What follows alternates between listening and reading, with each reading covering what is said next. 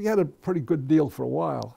And so things were going great. Patton already had broke through the Felice Gap. And so they said the war will be over by Christmas. Wow. And then we got our Christmas present.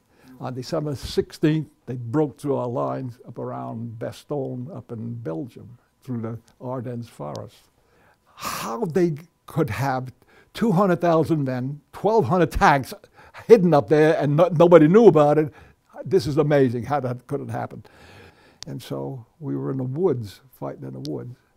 And so that's where we've got our really, most of our casualties. But the weather was so bad, they said it was the coldest winter in 50 years.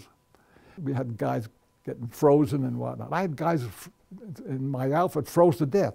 People said, why don't you, there's no way that if you could get in a shack or a barn or something to get away from the cold, okay.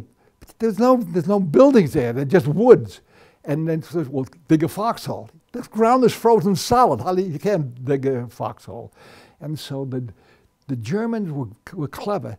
They don't want to even hit you directly. They would rather hit a tree above, and the shrapnel goes down, and you can take off more people. And then they had these little a mine called a shoe mine, no bigger than a pack of cigarettes, and just enough, and no metal at all. So you couldn't take it. They couldn't pick them up with the metal detectors, and so just enough to knock off part of your foot. And they would rather wound you than kill you, because if they wound you, you got to have 10 or 12 people taking care of you. The thing that hurt me most was my squad leader was a guy named Blair.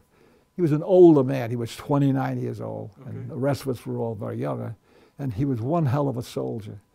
And when he got killed, I had to take his place. And so I'm just lucky to be alive.